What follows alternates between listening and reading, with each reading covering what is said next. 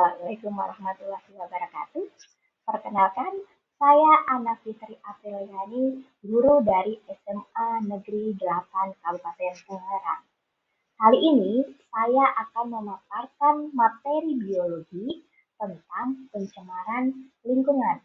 Materi ini merupakan materi kelas 10 semester genap pada kurikulum Merdeka. Mari kita akan bahas lebih lanjut lagi tentang materi pencemaran lingkungan. Sebelum kita lanjut pada pembahasan, kita harus tahu dulu tujuan pembelajarannya.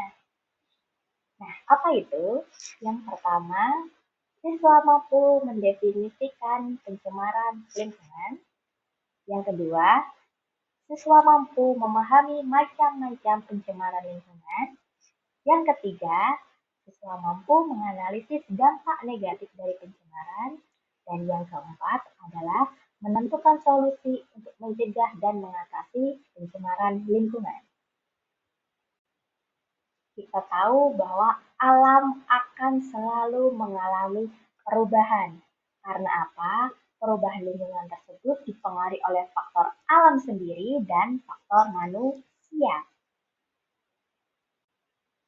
Perubahan lingkungan yang disebabkan oleh faktor alam antara lain adanya bencana-bencana alam yang menimbulkan perubahan yang terjadi di alam seperti gunung meletus, gempa bumi, banjir, tsunami, tanah longsor, dan sebagainya. Selain faktor alam, perubahan lingkungan juga dipengaruhi oleh faktor manusia, seperti mereka melakukan pembuangan sampah sembarangan, kemudian melakukan illegal logging ataupun sengaja melakukan pembakaran di hutan. Secara sederhana, pencemaran dapat diartikan sebagai masuknya atau dimasukkannya makhluk hidup, zat, energi, atau komponen lainnya ke dalam lingkungan manusia, sehingga zat tersebut berlebihan dan menyebabkan polusi, sampah, atau limbah. Nah, macam-macam pencemaran lingkungan. Yang pertama, ada pencemaran tanah, kemudian pencemaran air, pencemaran udara, dan pencemaran suara. Yang pertama, pencemaran air. Pencemaran air adalah masuknya makhluk hidup ataupun benda lainnya ke dalam air sehingga menyebabkan kualitas air menurun ke tingkat tertentu sampai tidak dapat berfungsi sebagaimana mestinya. Pencemaran air ini disebut sebagai limbah. Limbah bisa berasal dari limbah industri, limbah rumah tangga, limbah pertanian, ataupun limbah pertambangan. Parameter air yang tercemar meliputi parameter fisik bisa dilihat dari kekeruhan, suhu, bau, dan sebagainya.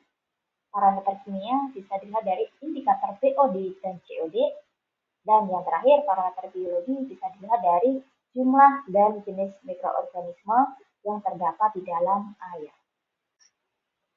Yang kedua adalah pencemaran udara. Pencemaran udara ini merupakan sebuah peristiwa masuknya zat lain berupa gas beracun atau gas terlarang yang ke dalam udara normal sehingga bisa berpotensi merusak lingkungan dan membahayakan kesehatan. Contohnya, misalnya bahan bakar fosil, hasil pembakaran sampah, gas arang, asap pabrik, asap rokok, dan lainnya. Selanjutnya adalah pencemaran tanah. Pencemaran tanah merupakan bentuk pencemaran yang terjadi di dalam tanah ataupun di permukaan tanah. Nah, di sini diakibatkan oleh yang pertama misalnya insektisida, DDT, fungisida, sampah, dan sebagainya. Dan yang terakhir adalah pencemaran suara. Pencemaran suara merupakan bentuk suara yang tidak diinginkan, mengganggu atau bahkan merusak pendengaran. Contohnya misalnya suara benda jatuh, suara kembang api, ledakan mercon, ataupun suara bising dari kendaraan bermotor. Tidak bisa kita pungkiri bahwa lingkungan selalu mengalami perubahan, baik itu perubahan ke arah yang baik ataupun ke arah yang negatif karena kerusakan lingkungan dan sebagainya. Maka kita perlu melestarikan lingkungan tersebut supaya tetap ada. Bagaimana caranya? Yang Misalnya mengelola limbah rumah tangga dengan baik, kemudian melakukan penanaman pohon, mengurangi emisi gas, mengurangi penggunaan kendaraan bermotor, dan sebagainya. Nah, bagaimana cara mengatasi pencemaran lingkungan yang disebabkan oleh sampah organik? Benar, yaitu dengan cara mengolah sampah organik menjadi pupuk kompos. Pupuk kompos ini nantinya bisa digunakan untuk pupuk-pupuk tanaman yang ada di sawah ataupun di kebun. Dan bagaimana cara mengatasi sampah anorganik? Yaitu yang pertama dengan menerapkan 3R, recycle, reuse, dan reduce. Kemudian yang kedua yaitu dengan cara mencegah dan mengurangi sampah dari sumbernya. Dan yang terakhir mengurangi penggunaan sampah. Demikian pemaparan materi tentang pencemaran lingkungan.